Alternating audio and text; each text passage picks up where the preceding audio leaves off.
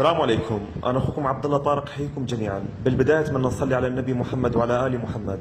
الكل يذكر هاي المسكينة، كانت مرمية بالشارع وتعاني من فطريات وجرب في مقدمة الرأس. الحمد لله والشكر تم علاجها، واليوم هي ولدت 4 صغار. هنا الحمد لله ساعدتها وبديت أقطع الحبل السري ونظفت الصغار، وهي جدا خايفة على صغارها، وبفضل رب العالمين كل الصغار بصحة عالية. أصدقائي الطيبين، بعد ما نظفت كل الصغار نقلتهم بالقرب منها حتى ترضعهم، لأن هي قيد العلاج وضروري وقت الولادة نكون بالقرب منهم، لأن بعض القطط ما تعرف تتصرف وما تعرف تقطع الحبل السري، ولازم احنا نتدخل ونقطعه.